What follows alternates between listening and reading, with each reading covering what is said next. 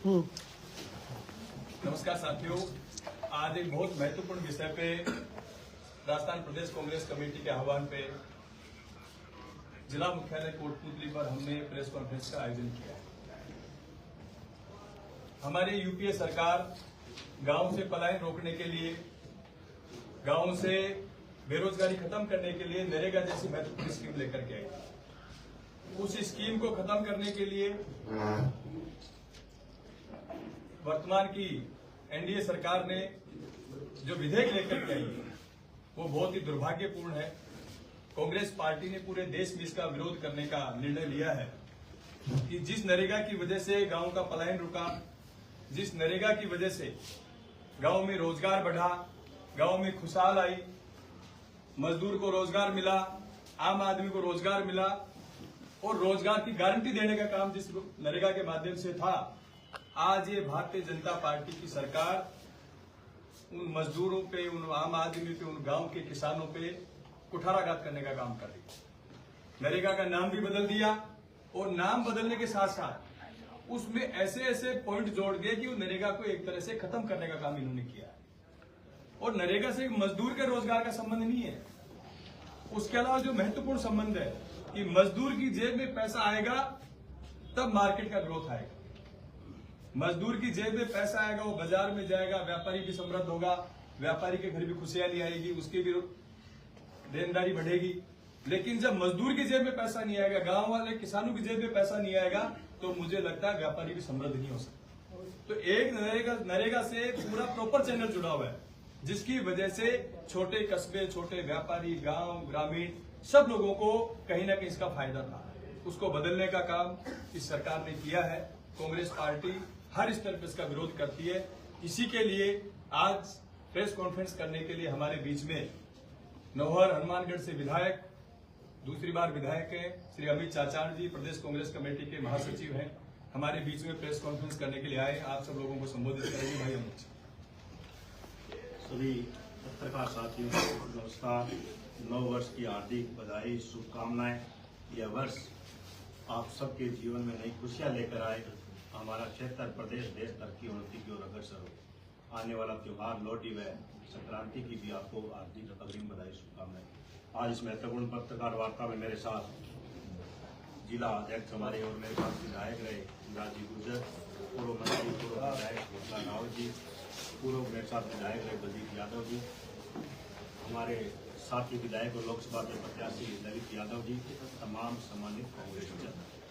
आज से पूरे भारतवर्ष के अंदर अखिल भारतीय कांग्रेस कमेटी के निर्देशानुसार मनरेगा बचाओ संग्राम का शुरुआत आज किया जा रहा है। पत्रकार वार्ता आज पूरे देश के अंदर जिला मुख्यालयों पर महत्वपूर्ण पत्रकार वार्ता का आयोजन किया जा रहा है।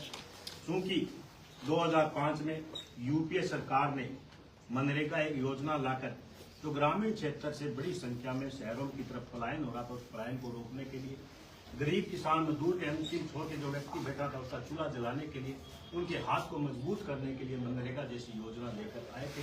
और इस योजना का देश ही नहीं विदेशों में इस योजना को सबसे ज्यादा प्रभावशाली माना गया था। लेकिन धीरे धीरे जब से ये भारतीय जनता पार्टी की तानाशाह सरकार आई है, क्योंकि यह सरकार महापुरुषों में विश्वास नहीं करती, जिसने देश में आजादी दिलाने का जिन्होंने काम किया हो, जिस महापुरुषों ने देश के नाम को आगे बढ़ाने का काम किया हो, लगातार उन महापुरुषों का अपमान करने का काम इस तानाशाह सरकार कर रही है। और उसी कड़ी में जो महात्मा गांधी आज भारत देश में नहीं बल्कि पूरी दुनिया में जिनको जाना जाता है, गांधी का देश जिसको भारत को कहा जाता है, उसी के नाम को बदलने का ये काम किया। और नाम के साथ साथ उन्होंने जो कुठाराघात जो दलित के साथ, मजदूर के साथ, पिछड़े के साथ, गरीब व्यक्ति के साथ जो करने का काम किया, उसी के तहत कांग्रेस पार्टी ने ये आह्वान किया है कि पूरे देश के अंदर मनरेगा बचाओ संग्राम का हम शुभारंभ करेंगे। गरीब को आगे लाने का हम काम करेंगे, क्योंकि कांग्रेस पार्टी सदैव गरीब को, गणेश और किसान को भगवान मानकर काम करने वाली पार्टी है। पंक्ति के अंतिम छोर पे जो गरीब किसान मजदूर बैठा है उसको आगे लाने का काम सदैव कांग्रेस पार्टी ने किया है। नाम बदलने के साथ साथ जो इन्होंने ये कांग्रेस भारतीय जनता पार्टी सरकार ने किया कि मनरेगा को धीरे धीरे खत्म करने का इनका पूरा प्रयास है कि आने वाले समय में इस महत्वपूर्ण योजना को खत्म किया जाए। आज हम बात करें, पहले नरेगा के तहत पूर्ण पैसा मजदूरी का केंद्र सरकार दिया करती थी और रोजगार गरीबों को मिलता था। लेकिन जब इन्होंने अब प्रावधान किया है राज्यों को कमजोर करने के लिए 40% का पैसा राज्य सरकार के द्वारा वहन किया जाएगा। लगातार भारतीय जनता पार्टी की सरकार राज्य को कमजोर करने का काम कर रही है। हम उनसे पूछना चाहते हैं कि राज्य सरकारों की आज इतनी बड़ी हालात नहीं है कि वो 40% पैसा देकर नरेगा में काम कर सके। एक तरफ वो कहते हैं कि हमने रोजगार के दिन बढ़ा दिए 125 दिन। हम उनसे पूछना चाहते हैं कि जो वर्तमान में 100 दिन थे, आज अगर पूरे देश में हम एवरेज निकालें तो 55-60 दिनों से ज्यादा की एवरेज नहीं आती है। उन्होंने धीरे धीरे काम को घटाने का काम किया। पहले ये ग्राम सभा से, ग्राम पंचायत से काम पास स्वीकृत होते थे और अपने गांव की उस संभावना को देखते हुए काम दिया जाता था। लेकिन नए प्रावधान के तहत उन्होंने दिल्ली से सारा सेंट्रलाइज कर दिया कि दिल्ली के प्रावधान से काम चयनित किया जाएगा और काम मिलेगा। यह सीधा सीधा मजदूरों के कुठाराघात है। कांग्रेस की सोच थी कि मजदूरों के हाथ मजबूत हो, घर बैठे उनको जो काम मिले, उनका चूल्हा जले, उनको पलायन नहीं करना पड़े, मजबूरी में उनको अपना घर राज्य छोड़कर बाहर नहीं जाना पड़े। लेकिन ये भारतीय जनता पार्टी की सरकार ये नहीं चाहती कि गरीब के हाथ मजबूत हो, किसान के हाथ मजबूत हो, मजदूरों को रोजगार मिले, उनको अच्छी मजदूरी मिले। और इसी के तहत इन्होंने इस नियमों में प्रावधान किए। 2 महीने का इन्होंने ब्लैकआउट भी किए। जब कस्ती का टाइम होगा तो 2 महीने किसी भी मजदूर को मनरेगा के तहत नौकरी नहीं मिलेगी। ये सीधा सीधा मजदूरों के अधिकार का हनन है कि अगर वो 2 महीने काम कर नहीं जाएंगे, मनरेगा नहीं मिलेगी तो जो उनकी मेहनत के अनुरूप उनको मजदूरी नहीं मिल पाएगी। मजबूरी में उन्हें कम मजदूरी मिलने के बाद भी उनको काम नहीं करना पड़ेगा। इस तरह की अनेकों कमियां इस नए बिल के अंदर है। गारंटी सब तो इन्होंने बिल्कुल ही हटा दिया। अब किसी भी को भी रोजगार की कोई गारंटी नहीं है कि इनको रोजगार मिलेगा। अगर बजट होगा तो वो रोजगार मिलेगा। लेकिन जैसे हम पूरे राज्यों के हालात जानते हैं कि हर वर्ष राज्य में कर्ज बढ़ता जा रहा है। किसी भी राज्य की आर्थिक स्थिति ऐसी नहीं है कि वो काम कर सके और बजट के आधार पर इन्होंने इस काम को कर दिया है। तो इसका मतलब है आने वाले समय में ये मनरेगा को पूरी तरह से खत्म करना चाहते हैं।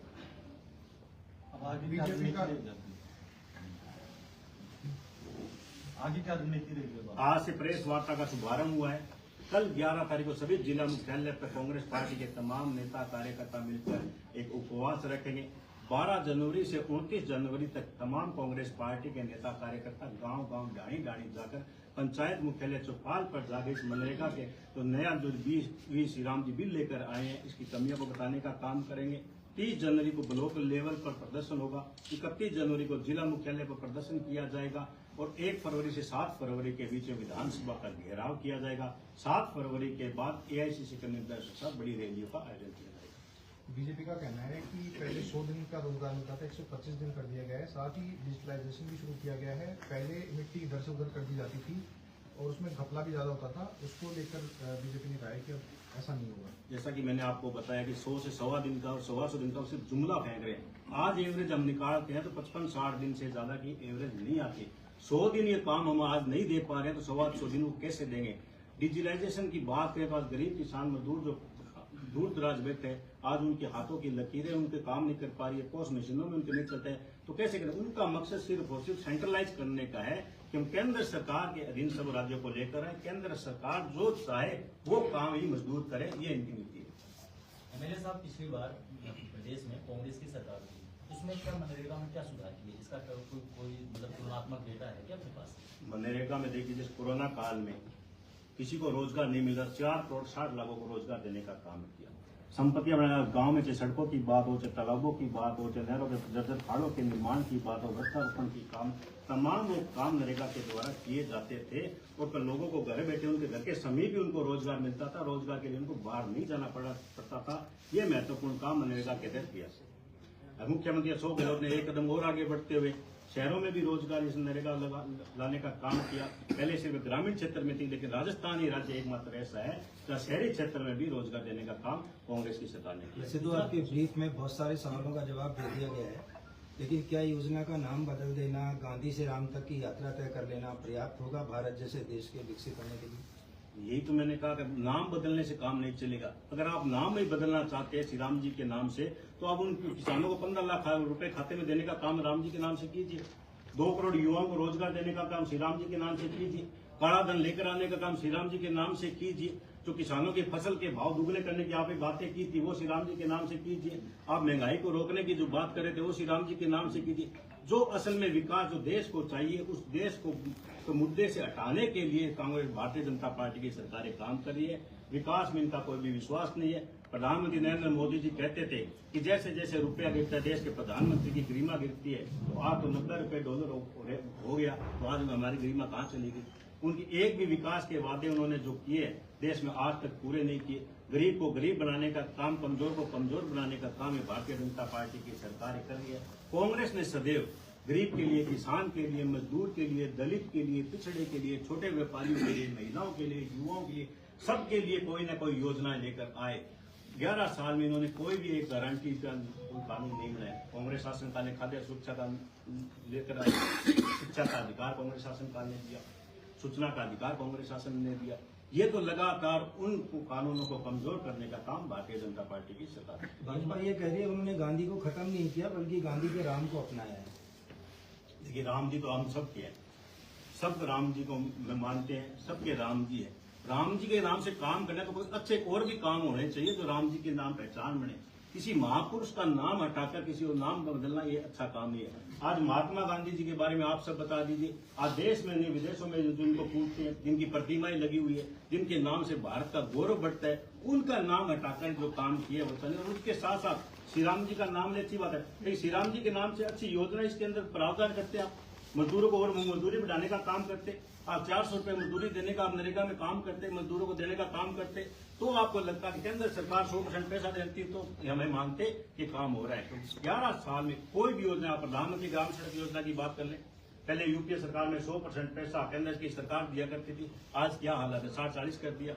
जल जीवन मिशन में 90-10 की योजनाएं हुआ करती थी, आज क्या हालत है, 50-50 कर दिया। वो तमाम राज्य सरकारों को कमजोर करना चाहती है, जबकि सेंट्रल जीएसटी के माध्यम से सारा पैसा टैक्स का केंद्र सरकार लेकर जा रही है। पेट्रोल डीजल की आज क्या रेट है, पहले बैरल उसमें क्रूड ऑयल के क्या रेट हुआ करते थे, वो आप सब देख रहे हैं कि सारा खजाना केंद्र सरकार के पास जा रहा है। राज्य को कमजोर करने का काम ये भारतीय जनता पार्टी की सरकार। एक आखिरी सवाल ये है, बेशक मुद्दा आप नरेगा को लेकर आए हैं, लेकिन इस समय क्षेत्र विशेष में जहां प्रेस कॉन्फ्रेंस कर रहे हैं जिला मुख्यालय पे, यहाँ मिड डे मील का मामला काफी गरमाया हुआ है। मिड डे मील के नाम पर जिस तरह से भ्रष्टाचार बढ़ा है, बहुत सारी चीजें हैं, चूंकि आप विपक्ष में हैं, सत्ता पक्ष की कारगुजारी को उजागर करना विपक्ष की महत्वपूर्ण भूमिका मानी जाती है और मीडिया उसका एक दूसरा माध्यम बनता है। क्या कहना चाहेंगे? देखिए, भ्रष्टाचार कोई भी किसी भी रूप में हो, हम तो ये कहते हैं भ्रष्टाचार पे कार्रवाई होनी चाहिए। सिर्फ बातें करना ही पूर्ण नहीं है, उस पर कार्रवाई हो। किसी ने भी किया है, आज भारतीय जनता पार्टी लगा करके थे हमने मगरमच्छ को पकड़ेंगे, 2 साल गुजरने के बाद भी उन्होंने कोई भी काम नहीं किया है। भ्रष्टाचार किसी भी रूप में किसी ने भी किया है, भ्रष्टाचार पे कार्रवाई होनी चाहिए, उनको गिरफ्तार करना चाहिए, चाहे वो नेता हो, चाहे अधिकारी हो, चाहे आम व्यक्ति हो। सर, एक आखिरी सवाल, मनरेगा ग्रामीण पृष्ठभूमि की योजना थी, ग्रामीण पृष्ठभूमि में मजदूरों किसानों तक आप जो ये बात अभी रखने वाले हैं, ये किस प्रकार मजदूरों तक लेकर जाएंगे, उनको किस प्रकार साथ लेंगे आप? अभी मैंने आपको जैसे बताया कि कल का उपवास का कार्यक्रम है, 12 तारीख से 29 तारीख तमाम कांग्रेस के नेता कार्यकर्ता गांव-गांव गाड़ी जाता है, तमाम उनको जागरूक करने का काम करेंगे कि किस तरह से इस बिल के अंदर खामियां हैं। 30 तारीख को ब्लॉक लेवल पर धरना प्रदर्शन किया जाएगा, 31 तारीख को जिला हेडक्वार्टर पर धरना प्रदर्शन किया जाएगा, 1 तारीख से 7 तारीख इसके पूरे देश में विधानसभा का घेराव होगा, 7 तारीख के बाद पूरे देश के अंदर अलग अलग प्रदेशों के अंदर रैलियां की जाएगी। ये चरणबद्ध तरीके से 45 दिन का ये अभियान है, तो मनरेगा बचाओ संग्राम चलेगा। कांग्रेस पार्टी का तमाम नेता कार्यकर्ता सड़कों पर उतरकर एक ही बात कहेगा कि जो आपने बिल लेकर आए हैं, जो इसमें संशोधन किए वो आप वापस ले, तो पुराना मनरेगा जो कानून था वही वापस लागू करें। मनरेगा बचाओ महासंग्राम आप इतने आयोजन करोगे, तो ये कोई आपका राजनीतिक कार्यक्रम है या इसके खिलाफ कोई आप संसद में या अदालतों की कोई आप कार्रवाई करेंगे? देखिए, विपक्ष का काम तो किसी के साथ अन्याय होता है वो विपक्ष का काम है, उसका प्रमुखता से उठाए। ये तो पूरा उठाना हुआ तो दलित किसान मजदूर के साथ किया जा रहा है, जो पंक्ति के अंतिम छोर पे बैठा है, और इसमें से कांग्रेस पार्टी का नहीं बल्कि आप पत्रकार साथी पर हम सबका दायित्व कर्तव्य फर्ज बनता है। ऐसा जब ये नियम संशोधन लेकर आए, हम सब प्रमुखता के साथ ये आवाज उठाए और गरीब किसान को किसानी बचाने के लिए, मजदूरों को बचाने के लिए हम सामूहिक रूप से प्रयास करें, जिससे कि हमारा प्रदेश और देश मजबूत हो। सर, पासी के गांव में 8 दिन से कड़ाके की ठंड में धरने पे बैठे हैं और सीधे सीधे भाजपा नेता पे आरोप भी लगाया है और भाजपा नेता ने उन पे आरोप लगाया कि ब्लैकमेलर है।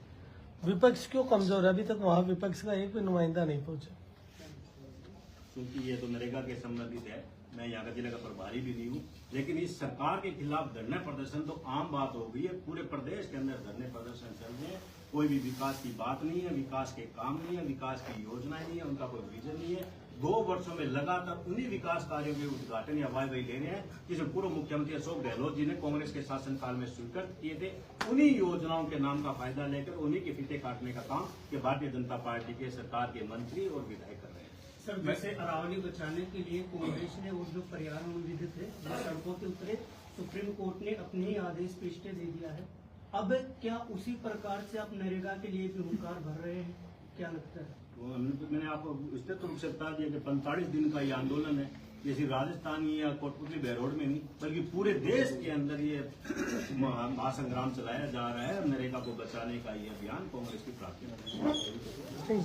सर, जो जीएसटी है तो जीएसटी का प्रारूप तो कांग्रेस ने ही तैयार किया था।